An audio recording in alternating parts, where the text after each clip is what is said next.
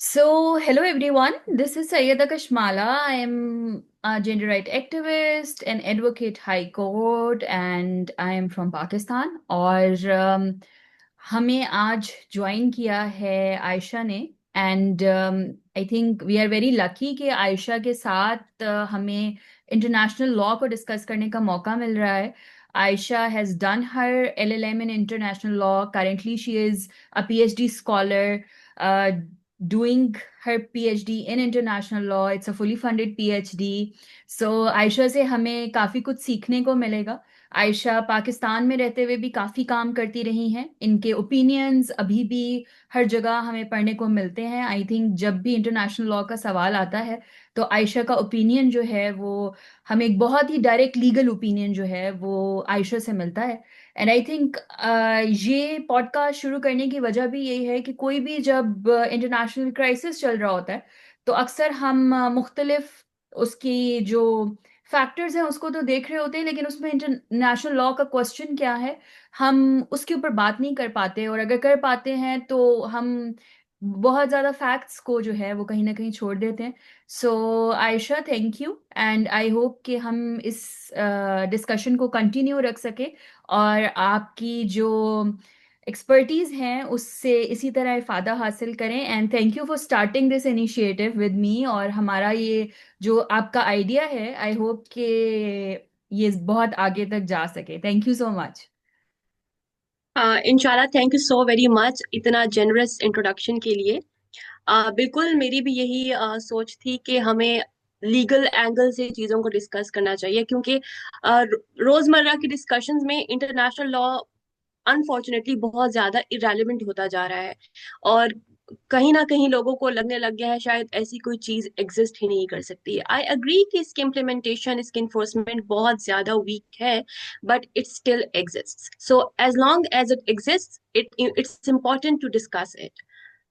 या Ayesha, picking up on what you said कि लोगों को अब ये लगने लगा है कि शायद ये एग्जिस्ट ही नहीं करता. और मुझे लगता है कि उसकी एक बड़ी वजह ये है कि अभी हमने सब जो गाजा की सिचुएशन में देखा, फ़लस्तीन की सिचुएशन में देखा, तो I think this was something जो कि सब लोगों के जहन में आया कि क्या फ़ायदा इस इंटरनेशनल लॉ का इफ़ नथिंग इज़ हैपनिंग.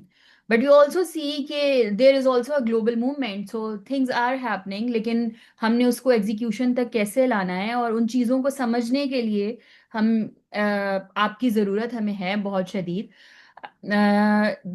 अगर मैं बात करूं अभी करंट सिचुएशन की तो आई थिंक सबसे अहम बात जो समूद फोटेला है, जो कि स्पेन से सितंबर में जिसने अपने सफ़र का आगाज़ किया. एंड समूद Arabic word actually mean persistence. और पैलेस्टीनियन कॉन्टेक्स्ट में इसकी एक बहुत कल्चरल वैल्यू भी है. और आई थिंक यहाँ पे एक बहुत गहरा मतलब है इस फ्लोटेला को लेकर. लेकिन अभी हम जब सिचुएशन देख रहे हैं कि वी आर सिटिंग टुडे अभी ऑन 5 अक्टूबर, 1 और 2 अक्टूबर, हमने देखा कि इसको इंटरसेप्ट कर दिया गया बाय इसराइली नेवी.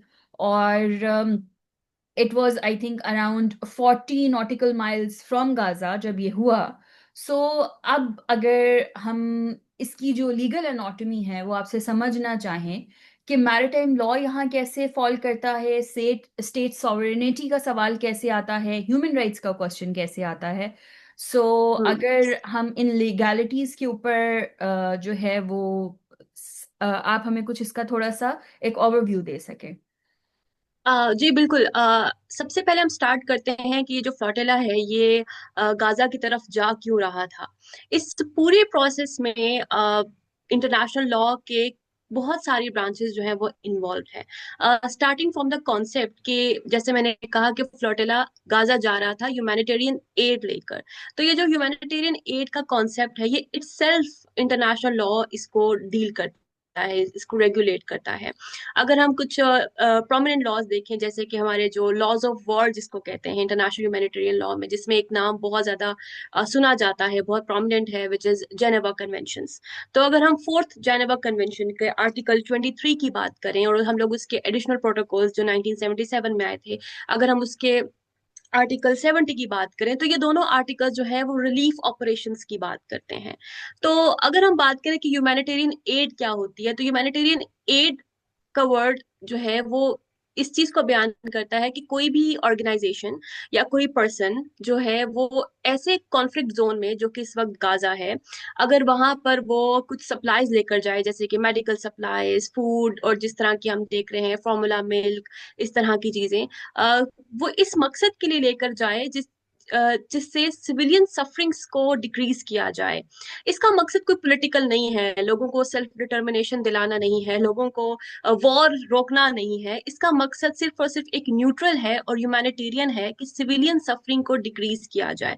इस पूरे प्रोसेस में जो है वो लॉ जो है वो अप्लाई होता है स्टेट पर भी, और उन ऑर्गेनाइजेशंस और उन बॉडीज पर भी जो इस ह्यूमैनिटेरियन एड को लेकर जा रहे हैं। एज आई मेंशन, जो लॉ है जेनेवा कन्वेंशन का, वो रिलीफ ऑपरेशंस की बात करता है, और वो ये कहता है कि जब एक कॉन्फ्लिक्ट जोन है, एक आर्म कॉन्फ्लिक्ट चल रहा है, और आप जो सिविलियंस की जो नीड्स हैं उनको फुलफिल नहीं कर पा रहे हो, तो आप पर जो भी स्टेट पार्टीज हैं उन पर ये लागू है कि वो सिविलियंस को ह्यूमैनिटेरियन एक्सेस दें थ्रू डिफरेंट ऑपरेशन, जो रिलीफ ऑपरेशन है जिसमें न्यूट्रल बॉडीज जो हैं वो इन्वॉल्व होती हैं, जो सिविलियंस तक जो है वो एड लेकर जाती हैं।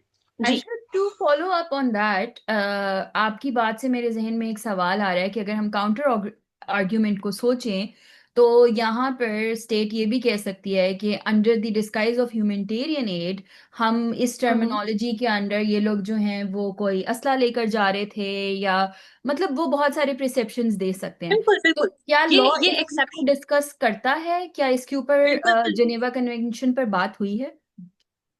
बिल्कुल बिल्कुल, जेनेवा कन्वेंशन इस बारे को, इस मसले को डील करता है। इनफैक्ट जब हम आगे इंटरसेप्शन की बात करेंगे, जब हम आगे ब्लॉकेड की बात करेंगे, तो हम इस सब में देखेंगे कि जहां पर स्टेट की अपनी सिक्योरिटी थ्रेटेंड हो थ्रू एनी एक्ट, जिससे वेपनरीज का खदशा हो, जिससे जिससे किसी वायलेंस का खदशा हो, या वॉर के मतलब किसी अटैक का खतरा हो, तो वहां पर जो स्टेट है वो अपने डिफेंस में एक्शंस ले सकती है। ये तो लॉ परमिट करता है।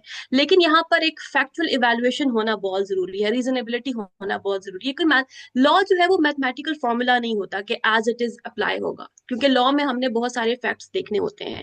अब ऑन द ग्राउंड जो हम देख रहे हैं, जो रिपोर्टिंग हम देख रहे हैं, इसमें न्यूट्रल बॉडीज इन्वॉल्व हैं, मीडिया बॉडीज इन्वॉल्व हैं, जो कि रिपोर्ट कर रही हैं कि इस पूरे फ्लोटिला में किसी भी किस्म का जो क्या कहेंगे हम, वॉयलेंट एक्ट नहीं देखा गया, कोई मिलिट्री एक्शन नहीं देखा गया। ये लोग बिल्कुल कॉम्बैटेंट्स नहीं थे, दे वर जस्ट न्यूट्रल पीपल जिनका मकसद सिर्फ और सिर्फ ह्यूमैनिटेरियन एड लेकर जाना था। और यस, एज यू मेंशन, हम जब इजरायली मीडिया देख रहे हैं, कुछ जेरूशलम पोस्ट, इस तरह के उनके मीडिया आउटलेट्स हैं, और वहां पर जो इनफैक्ट जब डिटेन किया गया बोर्ड से लोगों को, तो इसराइल के जो नेशनल सिक्योरिटी आई गेस कोई पर्सन थे, और उन्होंने कहा कि ये तो टेररिस्ट हैं।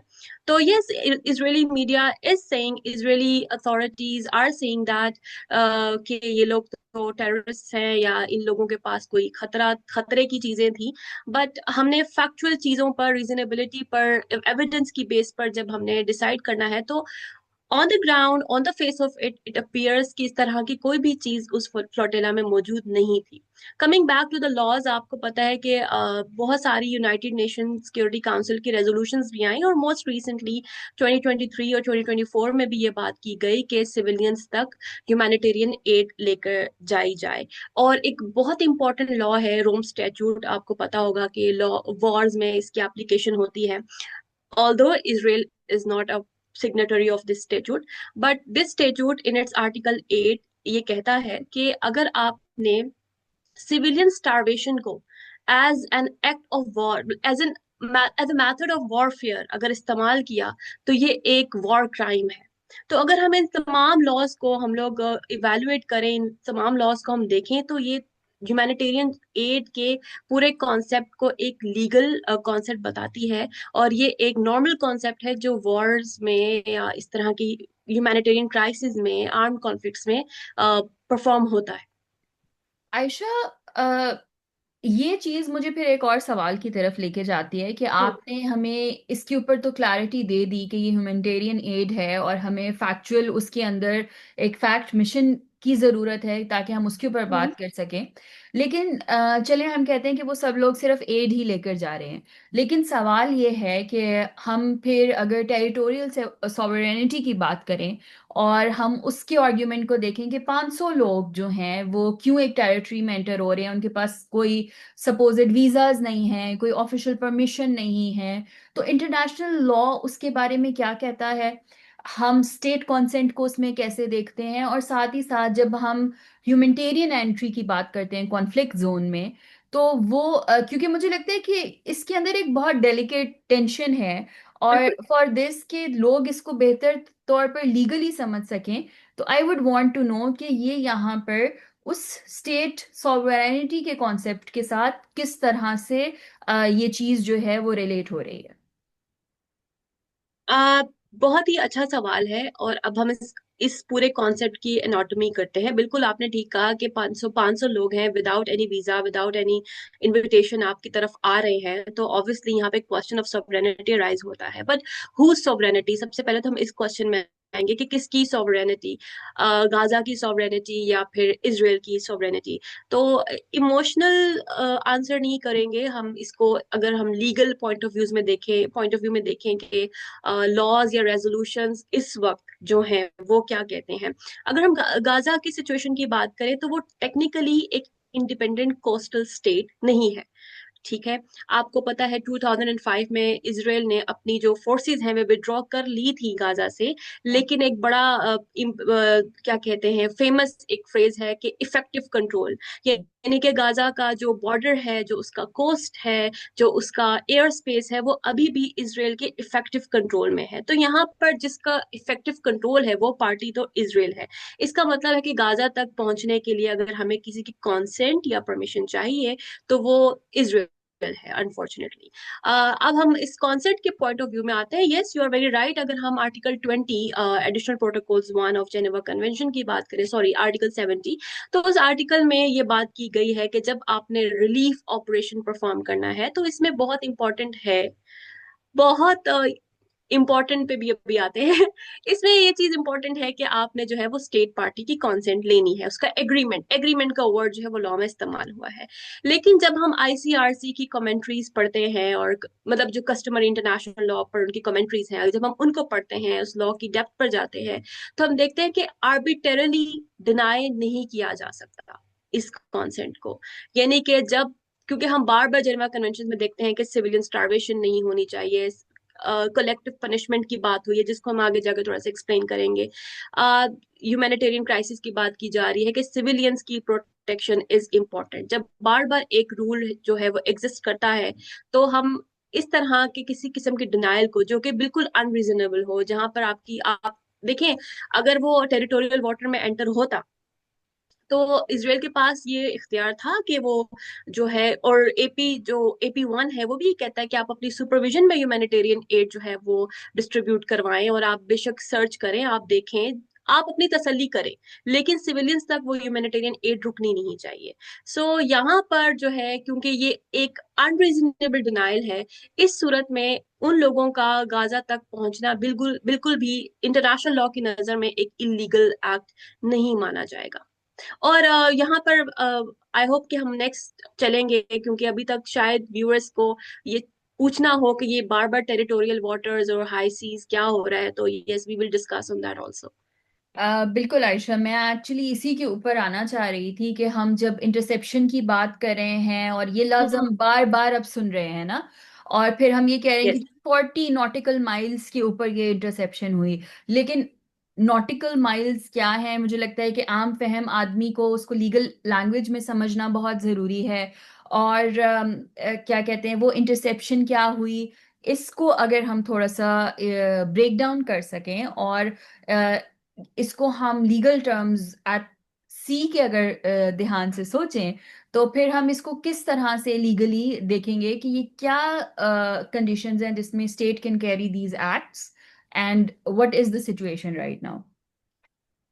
जी बिल्कुल। अगर starting from the term interception, तो ये एक नॉर्मल सी टर्म है, और उसका मतलब यही है कि आपने शिप को समंदर में रोक लिया और उसको सीज किया, उसको सर्च किया, उसका कंट्रोल ले लिया। अगर वो रेजिस्ट कर रहा है तो आपने अपनी आर्मी या जो भी आपकी नॉर्मली या आपकी जो कोस्टल गार्ड्स हैं या आप जो स्टेट नेवी होती है, ये ऑपरेशन परफॉर्म करती है इंटरसेप्शन का।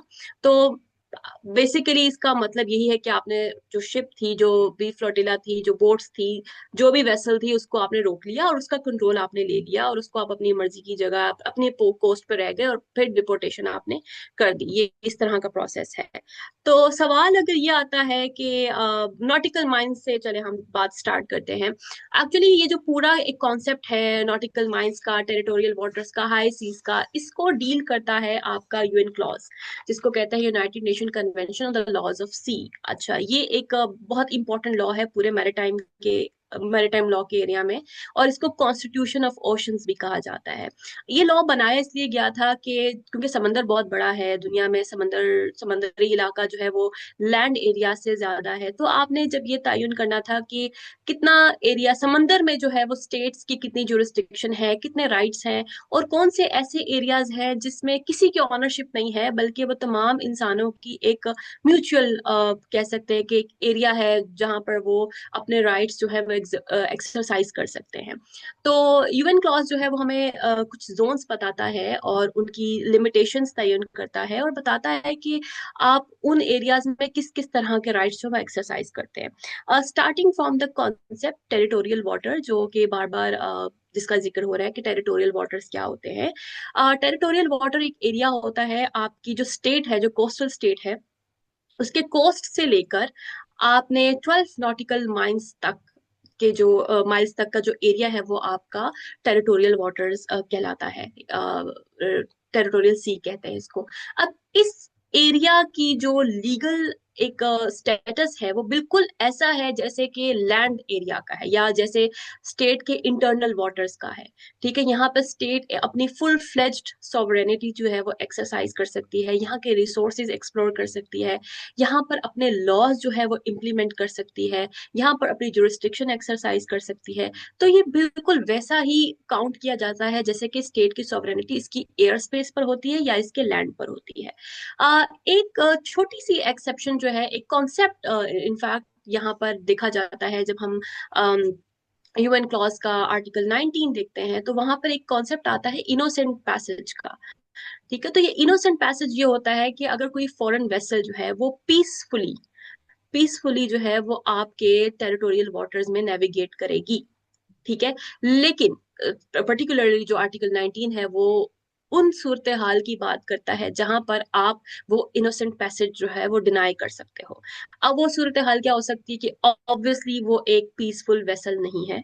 ठीक है, वो कोई वेपन पोजेस करती है, वो कोई प्रोपेगेंडा करती है, उस वेसल से आपके लॉ एंड ऑर्डर या आपकी सिक्योरिटी को थ्रेट है, या वो इन्वायरमेंट को पोल्यूट कर रही है, या वो आपके टेरिटोरियल वाटर में घुसकर फिशिंग कर रही है। ठीक है, तो ये वो तमाम बेसिस हैं जहां पर आप किसी फॉरेन वेसल को इनोसेंट पैसेज का जो राइट है वो डिनाई कर सकते हो। अदरवाइज एक पीसफुल सिविलियन वेसल जो है वो आपके टेरिटोरियल वाटर में नेविगेट या सेल कर सकती है। ये तो हो गया आपका टेरिटोरियल वाटर। अब एक जो दूसरा आपका जोन है उसको हम कहते हैं कंटीजुअस जोन। अब ये जो कंटीजुअस जोन है और जो नेक्स्ट हम एक्सक्लूसिव इकोनॉमिक जोन या ईईजी की बात करेंगे, थोड़ा सा ओवरलैप करते हैं।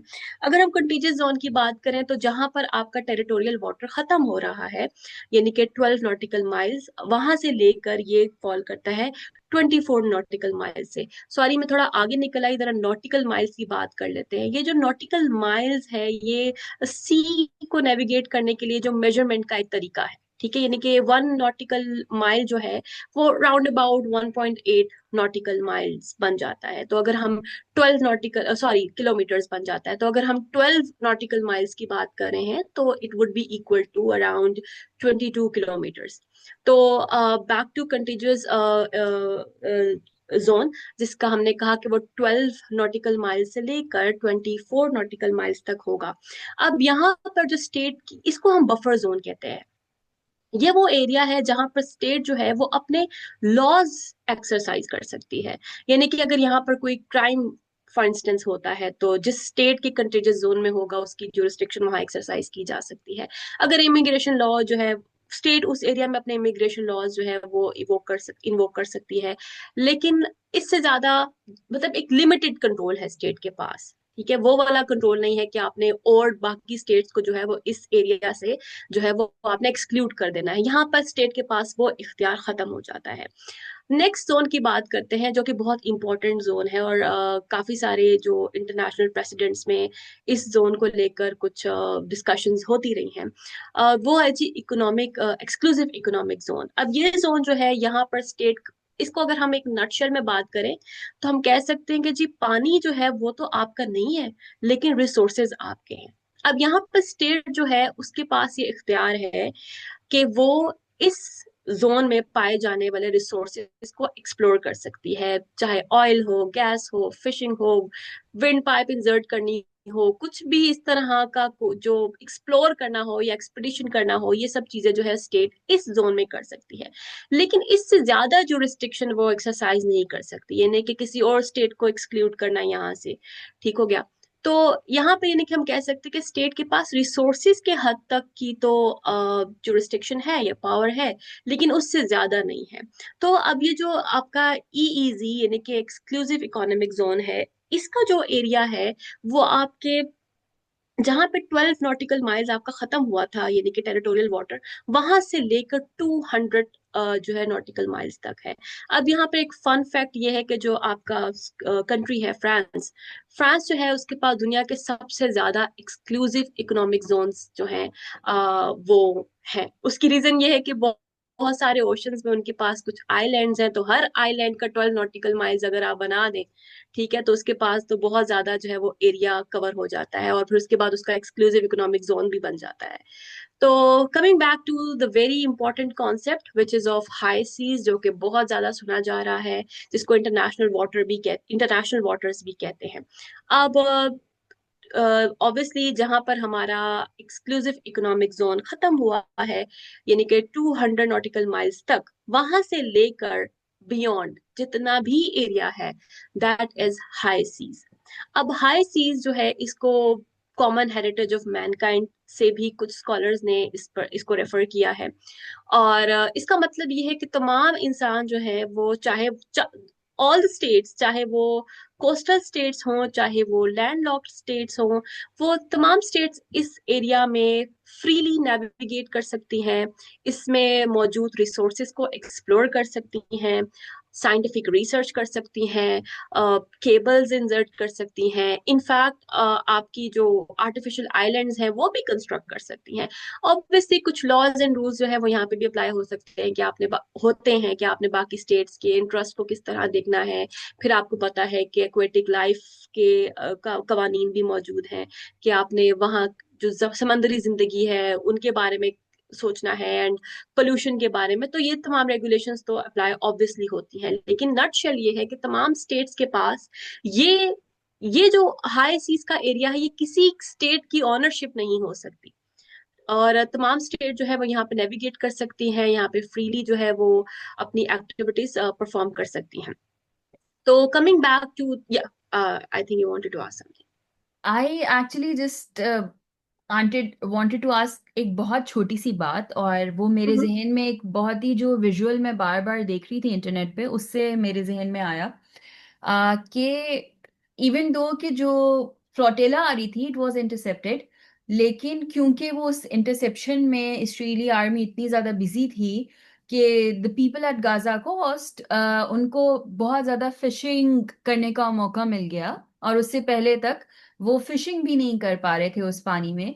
तो मैं एक्चुअली ये समझना चाह रही हूँ कि जब आपने एक्सक्लूसिव इकोनॉमिक जोन की बात की थी और उसमें आपने फिशिंग को भी मेंशन किया, और आपके मेंशन करते ही मेरे जहन में ये विजुअल आया, तो क्या यहाँ पर इंटरनेशनल लॉ किस तरह से बिटवीन इसराइल एंड गाजा किस तरह से जो है वो एक्ट कर रहा है, या उसकी क्या स्टैंडिंग है कि बिकॉज देर इज वॉर इस वजह से उन्होंने उनको वहां पे इवन फिशिंग से भी रोका हुआ है, and as we all know कि एक स्टारवेशन की और एक जेनोसाइड की जो है वो सिचुएशन चल रही है, या क्योंकि वो जनरली उस पानी पर इसराइल का हक है, और क्योंकि फलस्तीन की स्टेट एज सच उस तरह से डिफाइन नहीं है। तो इसको आप किस तरह से एक्सप्लेन कर पाएंगी? ये सवाल जो है वो इटसेल्फ बहुत ज्यादा क्रिटिकल है और इसमें बहुत ज्यादा कॉम्प्लेक्सिटीज इन्वॉल्व हैं। थोड़ी सी बातें जो हैं वो सुनने में दिल परेशान करती हैं, लेकिन ऑन द ग्राउंड वो एग्जिस्ट कर रही हैं, क्योंकि हमने स्टार्टिंग में ही बात की थी कि गाजा की इंडिपेंडेंट हैसियत क्या है या पैलेस्टीन की इंडिपेंडेंट हैसियत इस वक्त क्या है। तो Right. अनफॉर्चुनेटली जो आपका कॉलोनियल लॉ है रिकॉग्निशन का जो कॉन्सेप्ट है, उसके अकॉर्डिंगली आप तो उसको स्टेट, यानी कि वो स्टेट होकर भी टेक्सचुअली स्टेट नहीं है। ठीक है, तो अगर वो स्टेट नहीं है तो ऑब्वियसली वो बहुत सारे राइट्स जो है वो कंट्रोल नहीं कर पा रही। और अगर हम कोस्टल वाटर या फिशिंग या इकोनॉमिक एक्सक्लूसिव जोन्स की बात भी करते भी हैं, तो हमने पहले ही बात की थी कि जितना भी कोस्टल कंट्रोल है वो इसराइल के पास है। तो अगर कोस्टल कंट्रोल इसराइल के पास है तो ऑब्वियसली जो कि वाटर्स हैं और वहां पर जो रिसोर्सेज हैं, वो भी इसराइल ही कंट्रोल कर रहा है।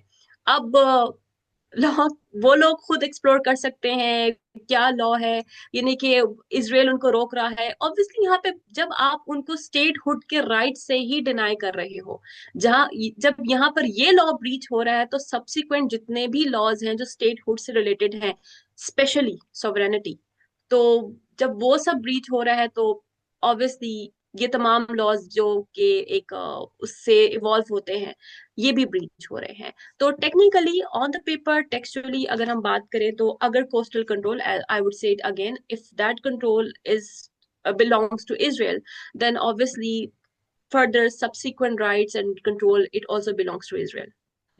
And coming back to the question of international waters, क्योंकि आपने, थैंक यू सो मच, आपने इतनी क्लियरली हम सबको समझाया। मेरे ख्याल से सबसे अच्छी बात यह है कि वो लोग जो लॉ को शायद नहीं समझ पाते उनके लिए भी आपने एक बहुत आम फहम जुबान में जो है एक्सप्लेन किया कि एक्चुअली ये पूरा लीगल इसके आसपास पर्सपेक्टिव क्या है।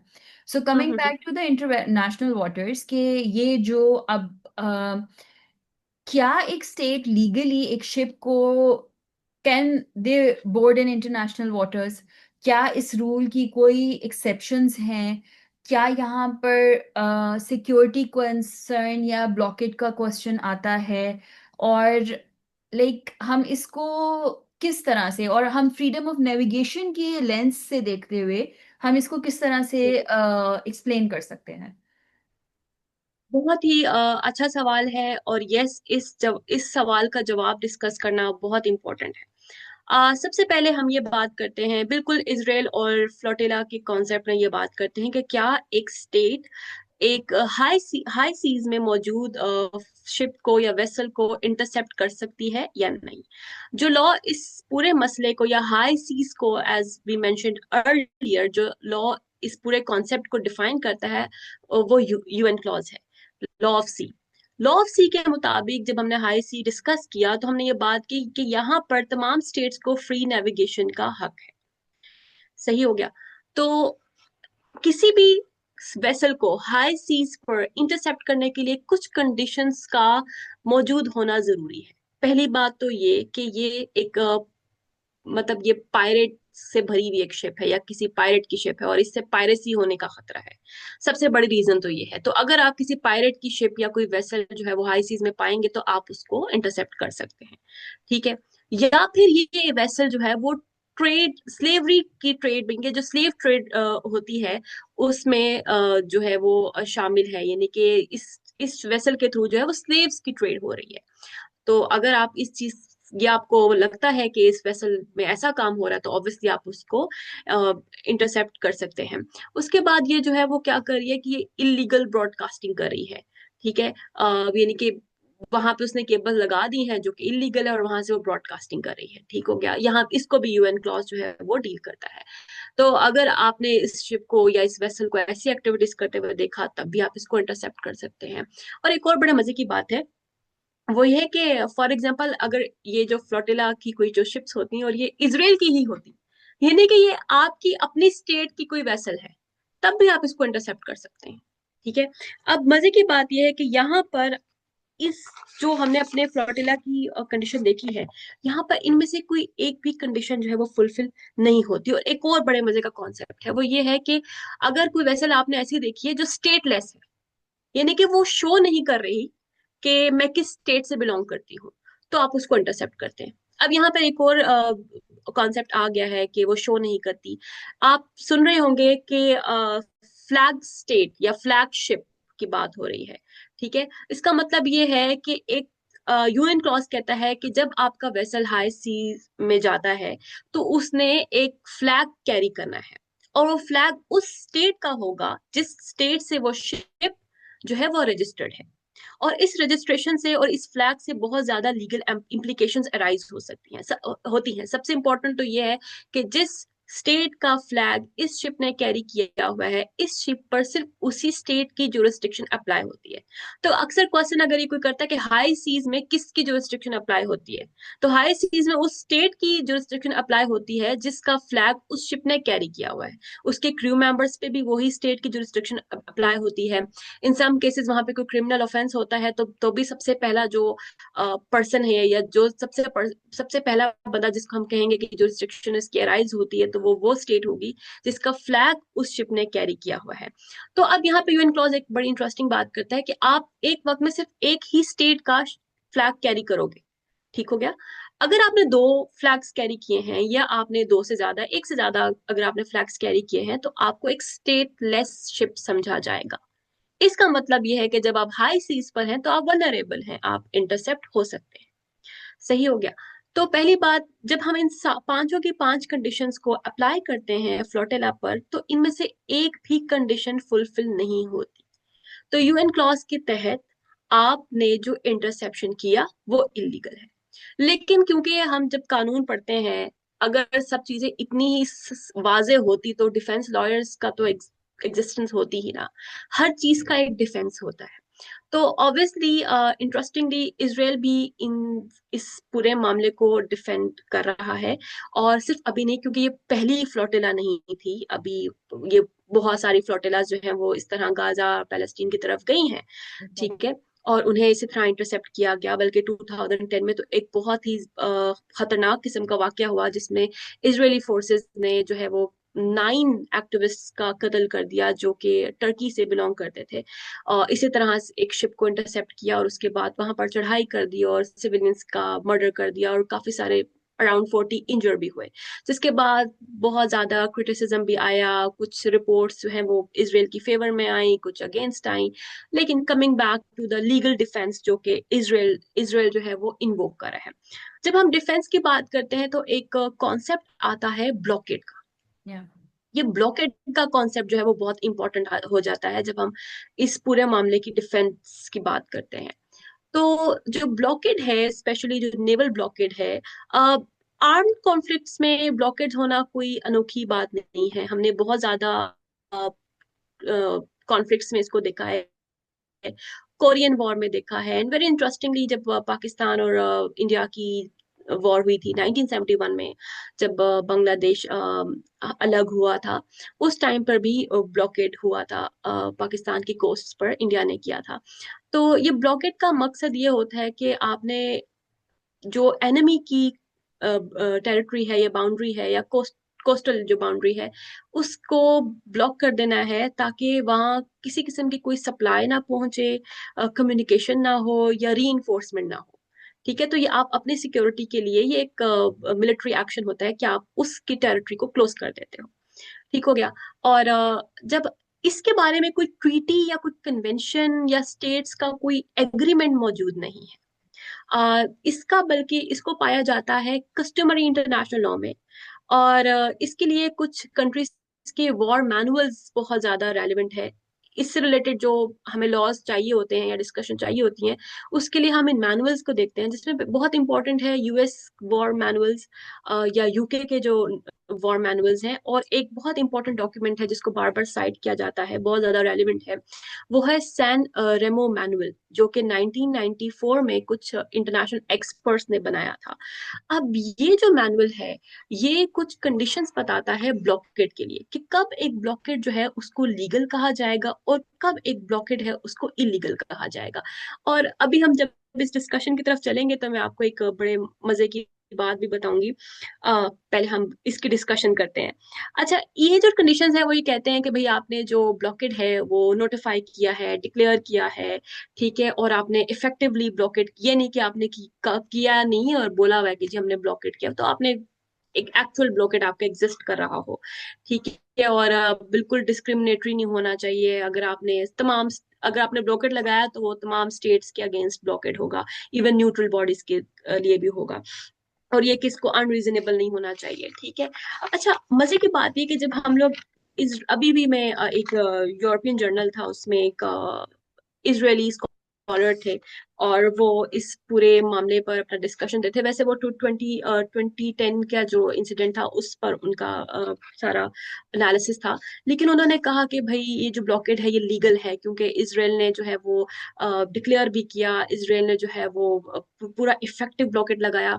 लेकिन जो इस मैनुअल में जो एक कंडीशन है जो कि बड़ी इंपॉर्टेंट है, और उन्होंने बोला हुआ है कि इस ब्लॉकेड से ह्यूमैनिटेरियन क्राइसिस नहीं क्रिएट होना चाहिए, यानी कि सिविलियंस को स्टार्व करने के लिए या भूखा रखने के लिए या उनको इकोनॉमिकली जो है रिप्रेस करने के लिए, अगर ये ब्लॉकेड है वो इतना ज्यादा कंटिन्यू कर रहा है कि सिविलियन पॉपुलेशन जो है वो सफर कर रही है, तो ये ब्लॉकेड इलीगल है। अब इस पॉइंट पर जो है वो अनफॉर्चुनेटली स्कॉलर्स जो कि इस सबको सकते हैं या इसको सपोर्ट करते हैं, सॉरी, वो इस पॉइंट पर नहीं आते। वो बाकी सारे पॉइंट्स जो है वो डिस्कस कर लेते हैं, लेकिन ये जो एक मेन पॉइंट है जो कि बहुत इंपॉर्टेंट है, और अगर इस पॉइंट के लेंस से देखा जाए तो ये ब्लॉकेड जो है वो इलीगल है, ठीक है। क्योंकि यहाँ पर देखा जा रहा है कि एक पॉपुलेशन जो है वो स्टार्व कर रही है और उस स्टार्वेशन से उसकी डेथ हो रही है। और यहाँ पर जो है वो इंटरनेशनल ह्यूमैनिटेरियन लॉ के बहुत सारे जो आर्टिकल्स हैं, जो प्रोविजंस हैं, उनकी वायलेशन हो रही है। तो अब इसराइल का जो रिलायंस है वो इस पॉइंट पर है कि क्योंकि जब आपका एक ब्लॉकेड वो लीगल होता है, तो आपके पास ये इख्तियार है कि कोई वेसल जब आपको अप्रोच कर रही होती है, आपको लगे कि ये वेसल जो है ये हमारे लीगल ब्लॉकेड को तोड़ देगी, उसको ब्रीच करेगी, तो यस आप उसको हाई सीज में इंटरसेप्ट कर सकते हैं। अब आपको पता है कि इंटरनेशनल लॉ में, क्योंकि ये एक सॉफ्ट लॉ है, और मैंने जैसे कि मेंशन किया कि ये जो ब्लॉकेट से रिलेटेड जो लॉ है, ये कोई ट्रीटी लॉ नहीं है, ये कोई कन्वेंशन लॉ नहीं है, कस्टमर इंटरनेशनल लॉ के कुछ मैनुअल्स हैं वहां से लिया हुआ है। यानी कि ये रूल फास्ट, क्या कहते हैं उसको, पत्थर पे लकीर नहीं है, Yeah. ठीक है। यानी कि ये बिल्कुल हार्ड एंड फास्ट रूल नहीं है। ये एक चीज है कि ओके हो सकती है, ये चेंज भी हो सकती है किसी और स्टेट प्रैक्टिस से, अगर इसके अगेंस्ट कोई लॉ बन जाए, अगर इस बात पर कोई लॉ बन जाए, जो कि इस डिस्कशन के बाद चीजें होनी चाहिए, तो इसका फ्यूचर कुछ और हो सकता है। लेकिन इस वक्त जो है अगर आपका ब्लॉकेट जो है वो लीगल है, और आपने किसी वेसल को जो आपको लग रहा है कि आपके जो आपका आपने वो ब्लॉकेट बनाया हुआ है उसको ब्रीच करेगी, तो आप उस वेसल को इंटरसेप्ट कर सकते हो। ये रिलायंस है के इसराइल का। लेकिन अगर हम यहाँ पर इसी मैनुअल से, जिस पर वो रिलाई कर रहे हैं, इसी मैनुअल का जब हम एक ग्राउंड लेते हैं, एक एक्सेप्शन लेते हैं, एक रूल लेते हैं जो ये कहता है कि अगर ह्यूमैनिटेरियन क्राइसिस कॉज हो रहा है, अगर सिविलियन स्टारवेशन हो रही है, अगर सिविलियंस तक खाना, खुराक और इस तरह की मेडिकल सप्लाईज नहीं पहुंच रही हैं, तो उस सूरत में जो ब्लॉकेड है वो इलीगल होगा। तो यहाँ पर ये पूरी सिचुएशन जो है वो एक शक्ल इख्तियार कर लेती है कि कैसे एक पार्टी के लिए एक चीज जो है वो लीगल है, और बाकी की दुनिया के लिए वो चीज जो है वो इलीगल है। तो यहाँ पर इन लॉज का, इन कन्वेंशंस का आपस में क्लैश होता है। लेकिन एक बहुत इंपॉर्टेंट बात यह है कि हमने बात की एक मैनुअल की, जिसको कस्टमर इंटरनेशनल लॉ के थ्रू जो है वो साइड किया जा सकता है। अब यहाँ पे भी कोई क्लियर, मेरी नॉलेज में कोई क्लियर कट जजमेंट या रूल नहीं है कि ये ही लॉ है, क्योंकि कस्टमर इंटरनेशनल लॉ आपको पता है कि बाइंडिंग होता है ऑन एवरीवन, ठीक है। तो यहाँ पर हम ये नहीं, मेरी नॉलेज के मुताबिक हम ये नहीं कह सकते कि ये जो मैनुअल है ये बाइंडिंग है, ठीक है। यस परसुएसिव हो सकता है, लेकिन बाइंडिंग हम नहीं कह सकते। So, Aisha, thank you for making it very clear और इस चीज़ को इतनी अच्छी तरह से समझाने के लिए। और हमारा वही जो एक हमेशा मसला रहता है कि हम चीज़ों को बहुत एक इमोशनल नोट से तो देख रहे होते हैं, बट लॉ की नज़र से नहीं देख रहे होते। और indeed it's okay to be emotional about things, लेकिन अगर आप चीज़ों को बदलना चाहते हैं और उनमें कोई काम करना चाहते हैं तो ये ज़रूरी है कि आप उसको लॉ की नज़र से देखें। हमने ये तो समझ लिया कि यहाँ पर लॉ की ब्रीच हुई है और हम्म। वायलेशन हुई है।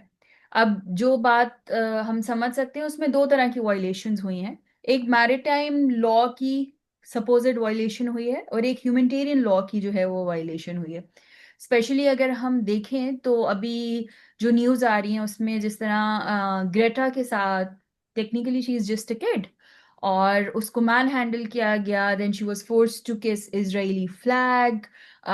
Same goes for this Australian activist जिसकी अभी न्यूज आई कि his shoulder is dislocated, he was starved. कुछ और भी इस तरह की न्यूज आई कि तकरीबन 32 आवर्स के बाद लोगों को पानी का पहली बॉटल या दी गई। हालांकि they are not Israeli subjects, they are not the state subjects. तो इनकी क्या हैसियत है? क्या ये पॉलिटिकल प्रिजनर्स हैं? एक तो इन लोगों की क्या हैसियत है in the I of international law? Secondly, very important thing जिस पे मुझे लगता है कि there is the situation of hopelessness around, कि अकाउंटेबिलिटी क्या है, इन्फोर्समेंट क्या है अगर वॉयलेशन है। तो हम, I think the most confronting and hard question is the enforcement, कि हम्म। आपका इंटरनेशनल कोर्ट नेतन्याहू का वारंट भी निकाल देता है और फिर हम देखते हैं कि जी हंगरी बैक ऑफ कर लेता है कि भाई हम, ताकि वो नेतन्याहू को वेलकम कर सके और वहां उसको अरेस्ट ना किया जा सके। सो हम इन्फोर्समेंट के लेंस से जब देखते हैं तो how does international law answer that question? बिल्कुल। अब जो डिस्कशन है वो बिल्कुल एनफोर्समेंट पर आ जाती है। और एक बात हमेशा लोग कहते हैं कि लॉ की इन्फोर्समेंट नहीं है, लॉ की इन्फोर्समेंट नहीं है। लेकिन मेरा ओपिनियन ये है कि लॉ की इन्फोर्समेंट तो है, लेकिन सेलेक्टिव इन्फोर्समेंट है। अब चाहे ये डोमेस्टिक लॉ हो चाहे इंटरनेशनल लॉ हो, क्योंकि हम कुछ करें तो हम पे तो सैंक्शंस भी लग जाती हैं और बहुत कुछ हमारे साथ होने लग जाता है। ठीक है, ट्रेड भी खत्म कर दी जाती है, एड्स भी ले ली जाती हैं, और हमें सजाएं भी दी जाती हैं, और कुछ ममालिक के जो लीडर्स हैं उनको फांसी पर भी चढ़ा दिया जाता है, क्योंकि इन्फोर्समेंट तो है लॉ की, लेकिन वो एक सेलेक्टिव इन्फोर्समेंट है। उसका रुख जो है वो दूसरी तरफ नहीं मुड़ता, वो बस एक तरफ और एक तरह के लोगों के लिए रहता है। कमिंग बैक टू, यस,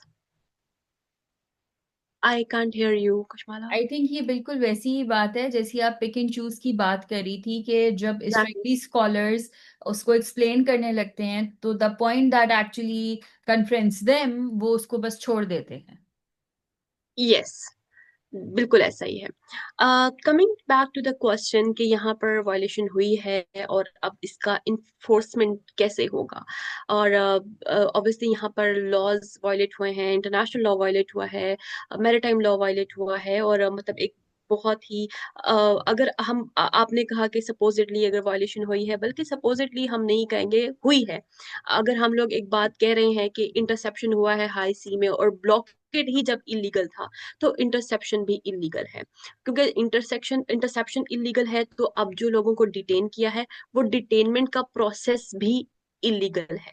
तो अगर हम इसको एक क्लियर लेंस से देखें तो ये तो एक एबडक्शन में आ जाती है, ये इलीगल डिटेंशन आ जाती है, जिस पर इंटरनेशनल कन्वेंशन जो है या इंटरनेशनल लॉ अप्लाई होता है, आईसीसीपीआर जो है वो इसकी बात करता है। और फिर वो डिटेनीज की राइट्स की भी बात करता है जिसकी वायलेशन हो रही है। जैसे आपने बताया, भी मेंशन किया कि जो कुछ ग्रेटा के साथ हुआ और जो कुछ बाकी लोगों के साथ हुआ है, हमारे पाकिस्तान से भी सेनेटर मुश्ताक जो हैं वो इस क्रू में और फ्लोटिला में थे। मैंने अभी तक कोई उनके मुतालिक इस तरह की टॉर्चर से रिलेटेड न्यूज नहीं देखी, लेकिन जहां इतने लोगों पर हो रहा है तो उन पर भी हुआ होगा। तो यहाँ पर अब क्या क्या जो है वो सिचुएशन अराइज होती है। पहले तो बात यह कि अगर हम लोग निकारागुआ वर्सेस यूएसए का एक केस था जिसमें आईसीजे ने बोला कि अगर आपने किसी स्टेट की शिप के साथ इंटरसेप्ट किया है या इंटरफेयर किया है हाई सीज में, तो आपने ये वायलेशन ऑफ लॉ की है। तो यहाँ पर तो वायलेशन ऑफ लॉ हो गई। उसके बाद अब यहाँ पर हम बात करते हैं कि जिन स्टेट्स, अब यहाँ पर कौन कौन सी पार्टीज बन गई। सबसे पहले तो वो सब स्टेट्स जिनके जो फ्लैग्स थे फ्लैग इन बेयर्स। फ्लोटिलाज ने कैरी किए हुए थे, बिल्कुल उन तमाम स्टेट्स की जुरिस्डिक्शन की वायलेशन हुई है। और ये क्लियर वायलेशन जो है वो यूएन क्लॉज की हुई है, इनके लॉ ऑफ सी की हुई है, जिसने कहा है कि इन स्टेट्स के पास जो है वो फ्री नेविगेशन का और एक्सक्लूसिव जुरिस्डिक्शन का राइट है।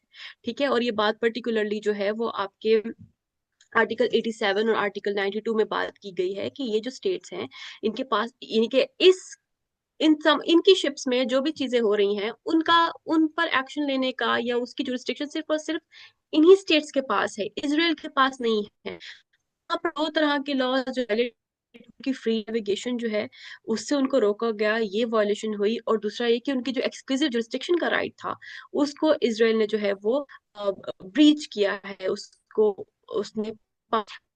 दूसरी बात करते हैं जो क्रू मैम जो मेंबर्स थे, जो लोग थे, जो पैसेंजर्स थे, जो कि उन शिप्स में vessels में सवार थे, उनके बारे में क्या लॉ होता है। अब यहाँ पर तो एक तो ह्यूमन राइट्स लॉ है, आपको पता है कि आर्म्ड कॉन्फ्लिक्ट में या जहाँ एक जब मैं इंटरनेशनल लॉ की स्टूडेंट थी एलएलएम लेवल पर, तो हमारी जो प्रोफेसर थी उन्होंने एक बात कह दी कि भाई एक चीज याद रखना कि जहां पर कोई लॉ अप्लाई नहीं होता ना वहां पे ह्यूमन राइट्स लॉ अप्लाई हो जाता है। तो यहाँ पे भी सिचुएशन ये है कि यहाँ पे भी ह्यूमन राइट्स लॉ अप्लाई होता है कि जो डिटेनीज हैं, जिन्हें डिटेन किया गया है, उनके अपने इंडिविजुअल राइट्स हैं, प्रोटेक्शन अगेंस्ट टॉर्चर है, प्रोटेक्शन अगेंस्ट इलीगल डिटेंशन है, मिसट्रीटमेंट है, और उनको एक्सेस टू लीगल काउंसिल है।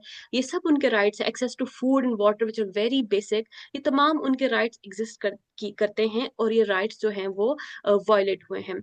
इन लोगों का status as prisoner of war तो बिल्कुल नहीं है, क्योंकि ये लोग उस कॉन्फ्लिक्ट एरिया में के लोग नहीं हैं, ये लोग तो बाहर से आए हैं और ऑपरेशन ह्यूमैनिटेरियन रिलीफ के लिए आए हैं, जो कि खुद इंटरनेशनल लॉ और आईएचएल से डील करता है। तो इनका स्टेटस जो है वो इस वक्त डिटेन्ड पर्सन्स का ही है, जिसको इसराइल ने किया है। अब यहाँ पर क्या मैकेनिज्म है, क्या करना है? अगर हम इन इन नेशनल्स की बात करें, सबसे पहले तो उन स्टेट्स की बात करें जिनकी शिप्स के साथ जो है वो छेड़छाड़ की गई है, जिन्हें इंटरसेप्ट किया गया है, तो ये डिप्लोमेटिक प्रोटेस्ट सबसे पहले जो है वो रिकॉर्ड करेंगी। उसके बाद जो है वो क्या करेंगी कि आईसीजे में जो है वो केस ये लेकर जा सकती हैं। ठीक है, लेकिन आपको पता है कि आईसीजे की जुरिस्डिक्शन अगर स्टेट एक्सेप्ट करती है तो ही आईसीजे का जो वर्डिक्ट है वो उस पर बाइंडिंग होगा, जो इस सूरत में इसराइल कभी नहीं करता आया, ना करेगा। और सिक्योरिटी काउंसिल से उम्मीद रखना बिल्कुल ही, मुझे लगता है कि अनफॉर्चुनेटली ये एक होपलेस सिचुएशन है कि आप सिक्योरिटी काउंसिल से भी कुछ एक्सपेक्ट नहीं कर सकते इस सूरत हाल में। दूसरी बात जो आती है, अब जो मेंबर्स थे जिनके राइट्स वायलेट हुए हैं, तो वो सबसे पहले तो उनकी जो स्टेट्स हैं, जो उनकी जिन स्टेट्स के वो नेशनल्स हैं, उनके पास भी इख्तियार है कि वो जो है वो रेमेडी सीख करेंगी। ऑब्वियसली पहला स्टेप जो है वो डिप्लोमेटिक जो है वो प्रोटेस्ट रिकॉर्ड करेंगी। उसके बाद जो दूसरा स्टेप है वो आईसीजे के पास जाएंगी अपना केस लेकर। और आईसीजे का ही एक केस था, बार्सिलोना ट्रैक्शन केस, जिससे ये रूल बना, आईसीजे ने ये रूल दिया कि जब आपके नेशनल्स को अब्रॉड किसी आपकी जुरिस्डिक्शन से बाहर उनके राइट्स को वायलेट किया जाता है तो ये ब्रीच है। ठीक है, तो आप इसको ब्रीच ऑफ लॉ है, तो ये आईसीजे की तरफ ये केस जा सकता है। अब पाकिस्तान की जो सूरत हाल है वो भी रेलिवेंट है, क्योंकि हमने कहा कि हमारे पाकिस्तान से भी क्रू मेंबर्स यहाँ पर मौजूद थे। सेनेटर मुश्ताक साहब थे और मेरे ख्याल से कुछ लोग और भी थे, लेकिन फिर सुनने में आया कि उनको नहीं मिली सीट, समथिंग लाइक दैट। लेकिन सेनेटर मुश्ताक साहब There की were प्रेजेंस जो है वो almost four hmm, people from Pakistan जो मेरी जो हाँ, डिफरेंट सोर्सेस से पता चला, तो वो तकरीबन चार बिल्कुल लोग थे पाकिस्तान से। सही। क्योंकि आई wanted to be one of them, लेकिन वो ओह, चारों बंदे ही थे। चार मर्द हजरात जो हैं वो पाकिस्तान से। या सही। सही चलें, कह सकते हैं कि आपको यहाँ देख के ज्यादा खुशी हो रही है इस वक्त क्योंकि अगर आप वहां होती तो बहुत ज्यादा स्ट्रेस होता। और ऑब्वियसली जितने भी लोग हैं, सेनेटर मुश्ताक साहब या जितने भी लोग उस क्रू में हैं, उस फ्लोटिला में मौजूद थे, उनकी फैमिलीज इस वक्त बहुत ज्यादा परेशान होंगी। आ, तो coming back to the point कि पाकिस्तान क्या कर सकता है, डिप्लोमेटिक प्रोटेस्ट तो नहीं रिकॉर्ड कर सकता क्योंकि हमारा तो डिप्लोमेटिक टाइज है ही नहीं इसराइल के साथ। तो पाकिस्तान के पास एक तरीका ये कि वो आईसीजे की तरफ केस लेकर जा सकता है, लेकिन अगेन इसराइल पर उसकी जुरिस्डिक्शन नहीं आती। तो उसके बाद जो है वो जो लोग हैं जैसे ग्रेटा है, इंडिविजुअली भी ह्यूमन राइट्स लॉ के तहत जो है वो जो ह्यूमन राइट्स बॉडीज हैं यूनाइटेड नेशंस की, उनके थ्रू भी एक प्रोसेस स्टार्ट कर सकती हैं जब वो अपने डोमेस्टिक जो जितने भी मैकेनिज्म्स हैं उनको एग्जॉस्ट कर चुकी होंगी। तो यस, रेमेडीज एग्जिस्ट करती हैं, लेकिन हम अगर प्रैक्टिकल चैलेंजेस की तरफ आए, तो क्योंकि मैं बार बार आईसीसी की बात कर रही हूँ, जो आईसीजे की सॉरी बात कर रही हूँ, तो आईसीजे का मसला ये है कि उसकी जुरिस्डिक्शन जो है वो बहुत लिमिटेड केसेस में जो है वो अप्लाई होती है, और उनमें से एक केस ये है कि जब स्टेट जैसे कि इसराइल अगर खुद वो जुरिस्डिक्शन एक्सेप्ट करे, जो कि इस केस में इसराइल नहीं करेगा, एज आई मेंशन बिफोर। दूसरी बात आ जाती है रोम स्टेट्यूट की। तो मसला ये है कि again Israel is not a party of Rome statutes. उसके बाद अगर हम यूएन बॉडीज की फाइंडिंग्स की बात करें, तो वो तो हिस्ट्री में भी आई हैं, पास्ट में आई हैं, लेकिन वो बाइंडिंग नहीं होती, वो नॉन बाइंडिंग होती हैं। और जो चौथा चैलेंज है, या एक समझें कि लास्ट रिजॉर्ट जिसे कहते हैं रह जाता है, वो है आपके पास डिप्लोमेटिक और पॉलिटिकल प्रेशर। मसला ये है कि अगर इस वाले पॉइंट को बहुत शुरू में ही एक्सरसाइज किया गया होता, तो आज जो है वो नौबत यहाँ तक आती ही ना। तो इन अ नटशेल, यस, ये पहली मर्तबा नहीं हुआ, and yes the condition is quite hopeless. लेकिन ये कहते हुए भी थोड़ा सा अजीब लग रहा है कि we will still be hopeful कि क्या होता है, how does the situation unfold, how does the law unfold, and if or is there going to be any good thing about upholding of law or a revival of international law or something, अभी ये देखने को बाकी है। Thank you so much Ayesha. मुझे लगता है कि बहुत ही डिटेल्ड और बहुत ही क्लैरिटी के साथ आपने हर चीज़ जो है वो हमें बताई है और समझाई है। आई थिंक जो मैं इसका एक छोटा सा इसको सम अप करूं तो I think it's a delicate balance between sovereignty and solidarity. और ये जो ग्लोबल समूथ फोटेला है, ये आई थिंक अपने नाम की तरह हम सबको इस बैलेंस को एक बार फिर कन्फ्रंट करने की तरफ मुझे लगता है कि तवज्जो दिलाता है। और I think it's also time for the international community to revisit कि how maritime security, humanitarian access और ये सारी बातें जिन पर हमने आज बात की है, ये किस तरह से को एग्जिस्ट कर सकते हैं, चाहे वो स्टेट रिस्पॉन्सिबिलिटी हो, लेकिन इस लीगल हॉरिजन के अंदर ये सब चीज़ें किस तरह से को एग्जिस्ट कर सकती हैं। क्योंकि अल्टीमेटली इंटरनेशनल लॉ सिर्फ स्टेट्स की शील्ड्स के लिए नहीं है, बल्कि एक covenant for humankind it is. तो I think it's very important कि स्टेट्स इसको रिविजिट करें और एक इस तरह का कलेक्टिव डिसीजन आए जो कि डिग्निटी को अपहेल्ड करते हुए किसी फैसले पर जाने की कोशिश करे। आपने होप को नहीं छोड़ा आई थिंक कंप्लीटली, तो हम उस होप के पॉइंट पे ही आज इसको इख्तिताम करते हैं। और ये होप रखते हैं कि हम नेक्स्ट संडे को फिर बैठेंगे और हम कुछ और इंटरनेशनल लॉ को डिस्कस करेंगे। एंड आई होप कि तब तक इस सिचुएशन में इतनी बेहतरी आ चुकी हो कि हम कोई पॉजिटिव एस्पेक्ट भी इसमें से डिस्कस कर सकें। थैंक यू सो बिल्कुल, very much. Well, totally agree, thank you so much. Thank you Ayesha, thank you so much.